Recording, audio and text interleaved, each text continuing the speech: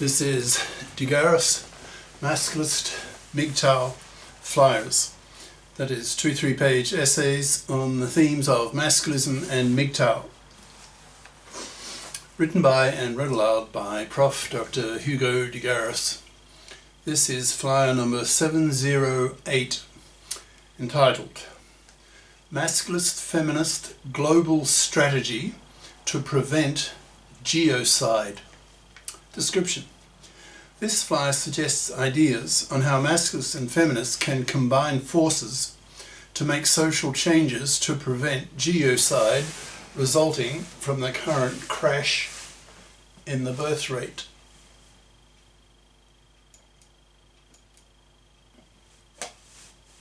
The flyer itself.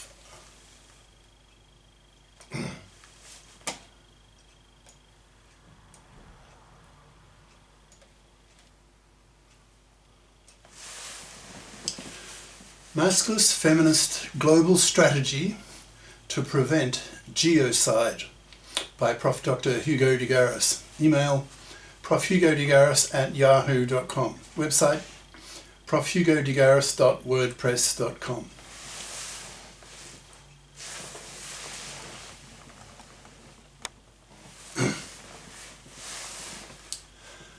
The world is still in the process, that's of May 2025, of becoming conscious of the enormous existential threat of geocide, that is, the genocide of the entire planet due to the crash in the birth rate worldwide. This flyer proposes a combined masculist feminist global strategy to combat the threat of geocide by some fundamental restructuring of society, plus some heavy governmental propaganda. The planet is becoming increasingly aware that some countries have a birth rate so low, for example South Korea at 0.7 children per woman, which is a third of the replacement rate, close brackets, that they will wipe out their entire populations within a mere few generations. Experts are starting to theorize on why this crash in the birth rate is happening.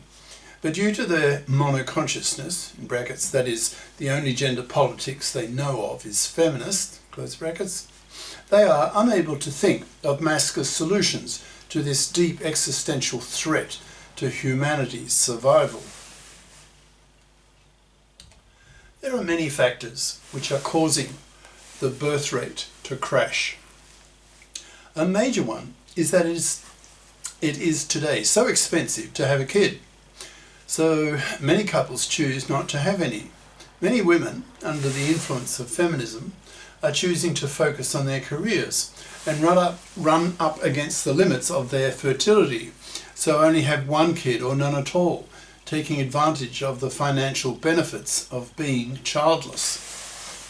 However, from the point of view of the masculists and the manosphere, there is a major factor which these demographic so-called experts are not considering due to their gender political ignorance, that is, their monoconsciousness, their unawareness of the dating strike of young men who increasingly refuse to even date young women, finding young women undateable due to being made, quote, too poisoned by feminism. In 2022, a reputable opinion polling company in the US by the name of Pew Research Center found that nearly 2/3, that's 63%, of young US men between 18 and 30 don't even date young women. When asked why, they said that young women were undateable due to being too poisoned by feminism, as mentioned above. Common sense says that if 2/3 of young men refuse to even date young women, let alone giving them their sperm, then that rejection of dating young women will have a dominant and catastrophic effect on the birth rate, given the size of the proportion of young men who refuse to date young women. Recently, Goldman Sachs, the US bankers, found that by 2030, 45%, so nearly half, of women between 25 and 45 will be single and childless. This too will impact catastrophically on the birth rate, since research shows that a third of women are already infertile by the age of 30. So even if they wanted to have a kid, they couldn't, due to their bodies having become infertile. Obviously, politicians need to get seriously involved with the crash in the birth rate, or soon there will be no country surviving for them to be worried about. This fire aims to educate demographic politicians into masculist and feminist ideas so that fundamental changes can be made to society so that young people become a lot more prepared to be parents again. So how to get young men to become a lot more willing to be fathers again? Most educated young men in advanced countries today are aware of the toxicity of the divorce courts for men, taken over in the 70s by the feminists.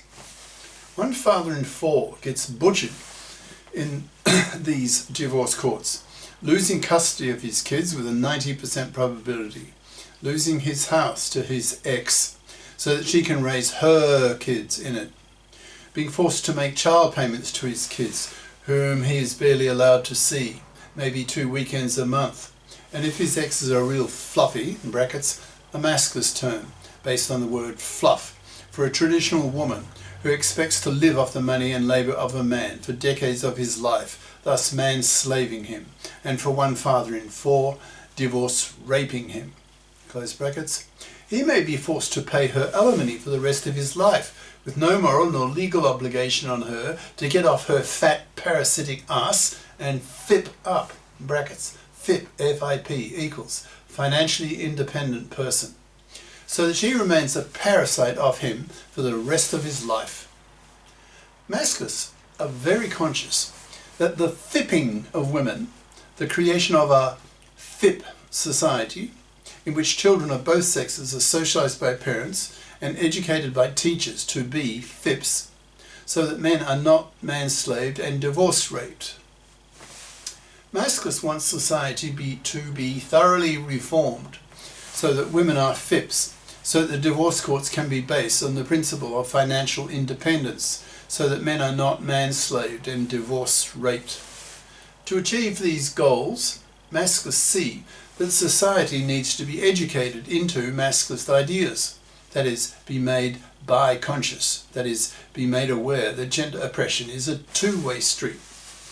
That is, women oppress men too, and in fact far worse than vice versa, since many of women's gender crimes against men are horrible and last decades, making them a lot more serious than the relatively minor ways that men oppress women.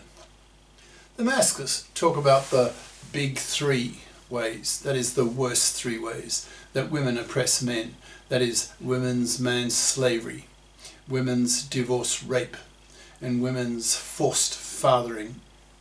To be bi-conscious is to be as familiar with masculinist ideas as feminist ideas, that is, not to be mono-conscious, that is, the only gender politics that one has heard of is feminist. Monoconscious feminists tend to be rather feminazi bitchy because they're angry at men for the ways that men oppress women as taught them by feminism, which is a deeply misandrist, gynocentric ideology which teaches women nothing, in capital letters, about how women oppress men. Masculists who care about the crash in the birth rate and the geocide that will result from that, if current trends continue, want demographic politicians to push the education of masculinist ideas onto society so that monoconscious feminists become bi-conscious and thus have their feminist anger at men for the ways that men oppress women cancelled, capital letters, by their female masculinist anger at women for the ways that women oppress men, thus making them much nicer for men to be with, so that these bi-conscious feminists become a lot more dateable by men. Masculists want the divorce courts to be made men fair by the creation of a FIP society to remove man's slavery and divorce rape. Masculists want the establishment of GECs, GECs, Gender Equality Committees, in the parliaments that consist half of female feminist politicians and half of male masculist politicians, so that the gender issues of both sexes are dealt with equally, which is certainly not the case today in today's genocentric, monoconscious culture, gender politically speaking. The male half of these gecs will legislate the that's paternity rejection right, so that men have the same legislated right to reject an unwanted pregnancy that could ruin a man's life as women have with their maternity rejection right, aka abortion right. The male half will also legislate the OPTAB, OPTAB, obligatory paternity testing at birth, to stop women's awful gender crime of paternity fraud, where the woman claims to her man that the kid growing in her is his when she knows it's not. Masculists want paternity fraudster women to be